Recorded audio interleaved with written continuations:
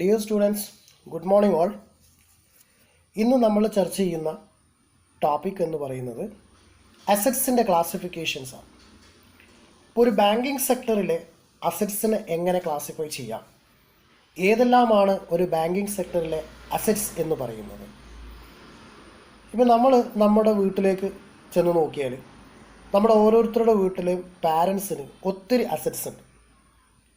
ഇപ്പോൾ നമ്മളുടെ വീട്, അതുപോലെ വീട്ടിലുള്ള വെഹിക്കിള്, വീട്ടിലുള്ള ഫർണിച്ചർ, ദെൻ ആ പാരൻറ്റിന് ബാങ്കിലുള്ള ഡെപ്പോസിറ്റ്സ്, ദെൻ മറ്റ് ഏരിയയിലുള്ള ലാൻഡ് അല്ലെങ്കിൽ മറ്റ് ഏരിയയിലുള്ള ഫർണിച്ചറുകൾ, ഈ പറയുന്നതൊക്കെയും ആ പാരൻറ്റിനെ സംബന്ധിച്ചിടത്തോളം അവരുടെ അസറ്റ്സാണ്. അപ്പോൾ അവർക്ക് ഉപയോഗപ്രദമാകുന്ന ഇവൻറ്റുകളെയാണ് അവിടെ അസറ്റ്സ് എന്ന് കാറ്റഗറിയിൽപ്പെടുത്തിയിരിക്കുന്നത്. ഇപ്പോൾ ഒരു ബാങ്കിനെ സംബന്ധിച്ചിടത്തോളം ബാങ്കിൻ്റെ അസറ്റ്സ് എന്ന് പറയുന്നത് ഏത് തരത്തിലുള്ളതാണ്? ബാങ്കുകളുടെ അസറ്റ്സ് എന്ന് പറയുന്നത് പ്രധാനമായും ലോൺസ് ആൻഡ് അഡ്വാൻസസ് ആണ്. ഇപ്പോൾ ഒരു ബാങ്ക് ഷോർട്ട് ടേം ലോൺ കൊടുക്കുന്നുണ്ട്, മീഡിയം ടേം ലോൺ കൊടുക്കുന്നുണ്ട്, അതുപോലെ ലോങ് ടേം ലോൺസും പ്രൊവൈഡ് ചെയ്യുന്നുണ്ട്. അപ്പോൾ ലോൺസ് ആൻഡ് അഡ്വാൻസസ് എന്ന് പറഞ്ഞാൽ cash credit, loans, bills discounted and purchased, overdraft, ഇതാണ് മേജറായിട്ടുള്ള ലോൺസ് കാറ്റഗറി. ഇതിൻ്റെ എക്സ്പാൻഡഡ് പീരിയഡ് അനുസരിച്ച് കൊണ്ട് അത് ലോങ് ടേം എന്നും മീഡിയം ടേം എന്നും ഷോർട്ട് ടേം എന്നും കാറ്റഗറൈസ് ചെയ്യുന്നു. അപ്പോൾ ഈ ലോൺസ് ആൻഡ് അഡ്വാൻസസിനെ, ബാങ്കിങ് സെക്ടറിലെ ലോൺസ് ആൻഡ് അഡ്വാൻസസിനെ പ്രധാനമായും രണ്ട് കാറ്റഗറി ആയിട്ട് തരംതിരിക്കുന്നു. അപ്പോൾ നമ്മൾ പറഞ്ഞു ബാങ്കിൻ്റെ അസറ്റ്സ് എന്ന് പറയുന്നത്, അപ്പോൾ നമ്മളൊരു ചാർട്ട് പോലെ വരയ്ക്കുകയാണെന്നുണ്ടെങ്കിൽ ഫസ്റ്റ് ഹെഡിങ് കൊടുക്കുക bank assets, then next line loans and advances. അപ്പോൾ ബാങ്കിൻ്റെ മേജർ അസറ്റ്സ് എന്ന് പറയുന്നത് ലോൺസ് ആൻഡ് അഡ്വാൻസസ് ആണ്. ദെൻ ലോൺസ് ആൻഡ് അഡ്വാൻസസിനെ again divided in to 2 categories. What are they? Standard assets and non performing assets. അപ്പോൾ അസറ്റ്സിനെ classify ചെയ്തു അല്ലെങ്കിൽ ഡിവൈഡ് ചെയ്യുന്നു സെക്കൻഡ് കാറ്റഗറി ആയിട്ട് loans and advances. Loans and അഡ്വാൻസസിനെ 2 കാറ്റഗറി ആയിട്ട് ഡിവൈഡ് ചെയ്യുന്നു. Then standard assets and non performing assets. ഇപ്പോൾ നോൺ പെർഫോമിംഗ് അസറ്റ്സിൻ്റെ ഷോർട്ട് ഫോമാണ് NPA, non performing assets. Then NPAയെ വീണ്ടും സബ് ഡിവൈഡ് ചെയ്യുന്നു. ആ categories sub standard assets, doubtful assets and loss assets. ഇപ്പോൾ എക്സാമിന് 4 മാർക്സിൻ്റെ തിയറി ഏരിയയിൽ ചോദിക്കും ക്ലാസിഫിക്കേഷൻ ഓഫ് ബാങ്കിങ് അസറ്റ്സ്. ഇപ്പോൾ ബാങ്കിങ് സെക്ടറിലെ അസറ്റ്സിനെ ക്ലാസിഫൈ ചെയ്യാം. അപ്പോൾ ഈ ചാർട്ട് ഡ്രോ ചെയ്യുക. ചാർട്ടിലെ first heading assets, that means banking assets. Then next ലൈനിൽ loans and advances. Then loans and advances divided in to 2 categories, standard assets and non performing assets. Non performing assets again subdivided into 3 categories, substandard assets, doubtful assets and loss assets. ഇനി നമുക്ക് ഓരോന്നായിട്ട് check ചെയ്യാം. എന്താണ് standard assets, അതുപോലെ എന്താണ് substandard assets, അല്ലെങ്കിൽ എന്താണ് doubtful assets, അതുപോലെ എന്താണ് ലോസ് അസറ്റ്സ് എന്ന് പറഞ്ഞത്. സ്റ്റാൻഡേർഡ് അസറ്റ്സ് എന്ന് പറഞ്ഞാൽ എന്താ? അതിൻ്റെ മീനിങ് ആ വേർഡ് തന്നെ ഉണ്ട്. ഒരു അസറ്റ്സിൻ്റെ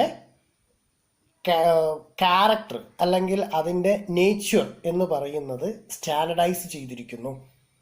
that means standards assets are those which do not carry more than the normal credit risk attached to the business. എന്ന് പറഞ്ഞാൽ ഇത്തരത്തിലുള്ള അസറ്റിൻ്റെ മൂലമുണ്ടാവുന്ന ലോസ് അല്ലെങ്കിൽ റിസ്ക് ലിമിറ്റ് ചെയ്യപ്പെട്ടിരിക്കുന്നു. അപ്പോൾ അത് ഒരു സ്റ്റാൻഡേർഡ് കീപ്പ് ചെയ്യുന്നുണ്ട്. അതിനകത്ത് നിന്ന് ഇപ്പോൾ ലോൺസ് ആൻഡ് അഡ്വാൻസസ് കൊടുക്കലാണെന്ന് നമ്മൾ പറഞ്ഞു. അപ്പോൾ ഇങ്ങനെ ലോൺസ് ആൻഡ് അഡ്വാൻസസ് കൊടുത്ത് സ്റ്റാൻഡേർഡ് അസറ്റ്സ് എന്ന് പറഞ്ഞ് നമ്മൾ കാറ്റഗറൈസ് ചെയ്തിട്ടുണ്ടെങ്കിൽ അതിൻ്റെ റീപേയ്മെൻറ്റ് അപ്ഡേറ്റഡ് ആയിട്ട് ചെയ്യുന്നുണ്ട്. എന്ന് പറഞ്ഞാൽ ഏത് കസ്റ്റമറാണോ ലോൺ എടുത്ത് പോയിട്ടുള്ളത് അദ്ദേഹം എന്ത് ചെയ്തിട്ടുണ്ട്, ആ ബാങ്ക് നിർദ്ദേശിച്ചിട്ടുള്ള തവണ വ്യവസ്ഥയിൽ കൃത്യമായി അതിൻ്റെ റീപേയ്മെൻറ്റ് അടച്ചുകൊണ്ടിരിക്കുന്നു. അപ്പോൾ ഇത്തരത്തിലുള്ള സ്റ്റാൻഡേർഡ് അസറ്റ്സിൻ്റെ മേലെ പ്രൊവിഷൻസ് ഒന്നും ബാങ്ക് ക്രിയേറ്റ് ചെയ്യേണ്ടി വരില്ല. പക്ഷേ RBIൻ്റെ റൂൾ പ്രകാരം 0.40% പ്രൊവിഷൻ ക്രിയേറ്റ് ചെയ്യുന്നു. പ്രൊവിഷൻ ക്രിയേറ്റ് ചെയ്യുക എന്ന് പറഞ്ഞാൽ എന്താ? ഒരു കരുതൽ ധനം എടുത്തു വെക്കുകയാണ്. മേ ബി ഏതെങ്കിലും ഒരു കസ്റ്റമർ സ്റ്റാൻഡേർഡ് അസറ്റ് ആണെങ്കിൽ പോലും ഇപ്പോഴത്തെ സിറ്റുവേഷൻ, എക്സാമ്പിൾ കോവിഡ്-19 വന്നതിൻ്റെ ഭാഗമായിട്ട് റീപേയ്മെൻറ്റ് ഒന്നും നടക്കുന്നില്ല, ഒത്തിരി ബാങ്കുകളിലെല്ലാം പെൻഡിങ് ആയി കിടക്കുക. അപ്പോൾ അങ്ങനെയുള്ള സാഹചര്യങ്ങളിൽ ആ ഒരു പീരിയഡ് കവർ ചെയ്ത് പോകാൻ വേണ്ടിയിട്ട് ഇത്തരത്തിലുള്ള സ്റ്റാൻഡേർഡ് അസറ്റ്സിൻ്റെ മേലെ 0.40% പ്രൊവിഷൻ ക്രിയേറ്റ് ചെയ്തു. പ്രൊവിഷൻ ക്രിയേറ്റ് ചെയ്യുക എന്ന് പറഞ്ഞാൽ ഒരു കരുതൽ ധനം മാറ്റിവെക്കുന്നു ബാങ്ക്. ദെൻ എന്താണ് സബ്സ്റ്റാൻഡേർഡ് അസറ്റ്സ് എന്ന് പറഞ്ഞാൽ? Substandard assets is the part of non performing assets. എന്താണ് സബ്സ്റ്റാൻഡേർഡ് അസറ്റ്സ് എന്ന് പറഞ്ഞാൽ? These have been classified as NPA for a period not exceeding 12 months. That means up to 12 months. 12 മാസം വരെ, that means 1 year. ഒരു 1 year കാലാവധിക്ക് repayment നടക്കാതെ വരുമ്പോൾ അതിൻ്റെ മേലെ ചാർജ് ചെയ്യുന്ന അല്ലെങ്കിൽ അത്തരം അസറ്റ്സുകളെ നമ്മൾ ട്രീറ്റ് ചെയ്യുന്നതാണ് സബ്സ്റ്റാൻഡേർഡ് അസറ്റ്സ്. അപ്പോൾ സ്റ്റാൻഡേർഡ് അസറ്റിന് റെഗുലറായിട്ട് റീപേയ്മെൻറ്റ് നടക്കുന്നുണ്ട്. ദെൻ സബ്സ്റ്റാൻഡേർഡ് അസറ്റ്സ് എന്ന് പറഞ്ഞാൽ then up to 12 years, that means up to 1 year. ആ 1 year കാലാവധിക്കുള്ളിൽ റീപേയ്മെൻറ്റ് നടക്കാതെ വരുമ്പോൾ അത്തരം അസറ്റുകളെയാണ് സബ്സ്റ്റാൻഡേർഡ് അസറ്റ്സ് എന്ന് ട്രീറ്റ് ചെയ്യുക. അപ്പോൾ ആ സബ്സ്റ്റാൻഡേർഡ് അസറ്റ്സിൻ്റെ മേലെ ബാങ്ക് ക്രിയേറ്റ് ചെയ്യുന്നത് 15% പ്രൊവിഷനാണ്.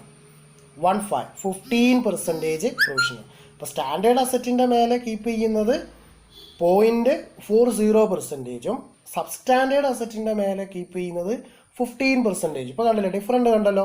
സ്റ്റാൻഡേർഡ് റീപേയ്മെൻറ്റ് കറക്റ്റായി നടക്കുന്നത് കൊണ്ട് 0.40% ഉള്ളൂ. അതേസമയം സബ്സ്റ്റാൻഡേർഡ് അസറ്റിൻ്റെ മേലെ എത്ര കീപ്പ് ചെയ്തത്?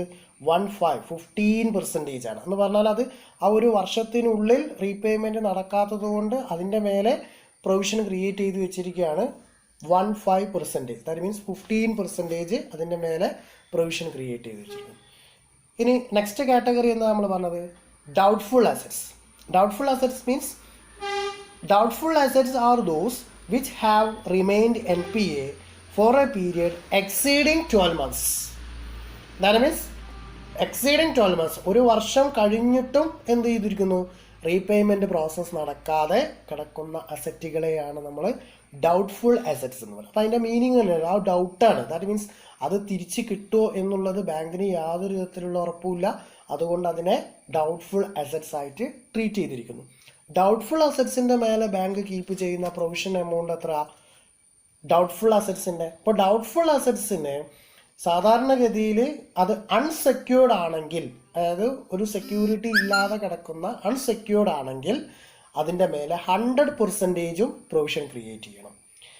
ഇൻ കേസ് അത് സെക്യൂർഡ് ആണെങ്കിൽ, ദാറ്റ് മീൻസ് ഏതെങ്കിലും ഒരു സെക്യൂരിറ്റീൻ്റെ മേലെ അത് സെക്യൂറായി കിടക്കുന്നുണ്ടെങ്കിൽ ആ ഡൗട്ട്ഫുൾ അസറ്റ്സ്, ഇപ്പോൾ നമ്മൾ പറഞ്ഞു മോർ ദാൻ 1 year ആണെന്ന്, അപ്പോൾ അപ് ടു 1 year വരെ 25%, ദെൻ 1 to 3 years വരെ 40%, ദെൻ മോർ ദാൻ 3 years ആണെങ്കിൽ 100% പ്രൊവിഷൻ ക്രിയേറ്റ് ചെയ്യും. ഒന്നുകൂടി ശ്രദ്ധിക്കുക, ഡൗട്ട്ഫുൾ അസറ്റ്സിൻ്റെ മേലെ എങ്ങനെയാണ് പ്രൊവിഷൻ ക്രിയേറ്റ് ചെയ്യുന്നത്? ഡൗട്ട്ഫുൾ അസറ്റ്സ്, പ്രൊവിഷൻ എന്ന് പറഞ്ഞാൽ കരുതൽ ധനമാണ്. അപ്പോൾ ഡൗട്ട്ഫുൾ അസറ്റ്സ് അൺസെക്യൂർഡ് ആണെങ്കിൽ 100% പ്രൊവിഷൻ ക്രിയേറ്റ് ചെയ്യുന്നു. Then doubtful assets up to 1 year ആണെങ്കിൽ 25%, 1 to 3 years ആണെങ്കിൽ 40%, മോർ ദാൻ 3 years ആണെങ്കിൽ 100% പ്രൊവിഷൻ ക്രിയേറ്റ് ചെയ്യുന്നു. ദെൻ ലാസ്റ്റ് കാറ്റഗറിയാണ് loss assets. Loss assets. Loss assets are those assets in which loss has been identified by the bank or auditor or the RBI, but the amount has not been written off fully or partly. ഇപ്പോൾ bank പൂർണ്ണമായും identify ചെയ്തിരിക്കുന്നു ആ അസറ്റിൻ്റെ മേലെയുള്ള payment ഇനി കിട്ടാൻ പോകുന്നില്ല, അല്ലെങ്കിൽ ആ ലോൺസ് ആൻഡ് അഡ്വാൻസസ് നമുക്ക് കിട്ടാൻ പോകുന്നില്ല. പക്ഷേ ബാങ്ക് എന്ത് ചെയ്യുന്നില്ല? പൂർണ്ണമായോ ഭാഗികമായോ അത് എഴുതി തള്ളുന്നില്ല. പക്ഷേ അതിൻ്റെ മേലെ 100% ബാങ്ക് എന്ത് ചെയ്യുന്നു? പ്രൊവിഷൻ ക്രിയേറ്റ് ചെയ്യുന്നു.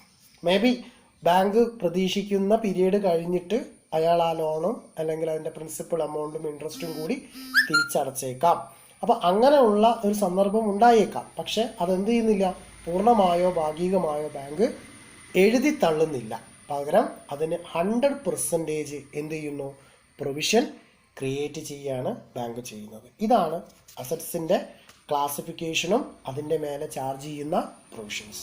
ഇതൊരു 4 മാർക്സിൻ്റെ തിയറി ക്വസ്റ്റ്യൻ ആയിട്ടും പ്രോബ്ലം വർക്കൗട്ട് ചെയ്യാനും ചോദിക്കും. അപ്പോൾ എങ്ങനെയാണ് പ്രോബ്ലം വർക്കൗട്ട് ചെയ്യാൻ ചോദിച്ചാൽ, നമുക്കൊരു അസറ്റ്സിൻ്റെ കാറ്റഗറി നമ്മൾക്ക് കയ്യിൽ തരും. അത് സ്റ്റാൻഡേർഡ് അസറ്റ്സ് ഇത്ര, സബ് സ്റ്റാൻഡേർഡ് അസറ്റ് ഇത്ര, അതിൽ ഡൗട്ട്ഫുൾ അസറ്റ്സ് ഇന്നതാണ്, ലോസ് അസറ്റ് ഇന്നതാണ്. അപ്പോൾ നമ്മൾ ശ്രദ്ധിക്കേണ്ടത്, നമ്മൾ ബൈഹാർട്ട് ചെയ്യേണ്ട ഒരു പാർട്ട് എന്താ വെച്ചാൽ, ഈ ഓരോ അസറ്റ്സിൻ്റെയും പ്രൊവിഷൻ എത്ര പെർസെൻറ്റേജ് ആണ് കീപ്പ് ചെയ്യുന്നത് എന്നുള്ളത് നമ്മൾ ബൈഹാർട്ട് ചെയ്യണം. ദാറ്റ് മീൻസ് വളരെ സിമ്പിളാണ്. സ്റ്റാൻഡേർഡ് അസറ്റ്സിൻ്റെ മേലെ അത് സ്റ്റാൻഡേർഡ് കീപ്പ് ചെയ്യുന്നുണ്ട്, അപ്പോൾ അതിൻ്റെ മേലെ മേജറായിട്ട് പ്രൊവിഷനൊന്നും വേണ്ട. എത്ര മാത്രം മതി? 0.40% മാത്രം മതി. രണ്ടാമത്തെ കാറ്റഗറി വരുന്നത് എന്താ? Sub standard അസറ്റ്സിനാണ്.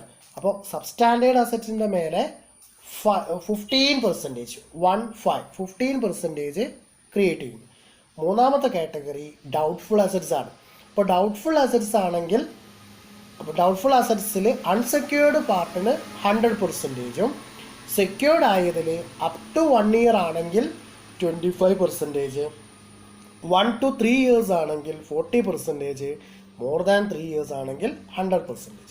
നാലാമത്തെ category loss assets. Loss assets നഷ്ടപ്പെട്ട് കഴിഞ്ഞു, അതുകൊണ്ട് എന്ത് ചെയ്യുന്നു, അതിൻ്റെ മേലെ 100% ബാങ്ക് പ്രൊവിഷന് ക്രിയേറ്റ് ചെയ്യുന്നു. ഇതാണ് അസറ്റ്സിൻ്റെ ക്ലാസിഫിക്കേഷൻ. Okay, thank you.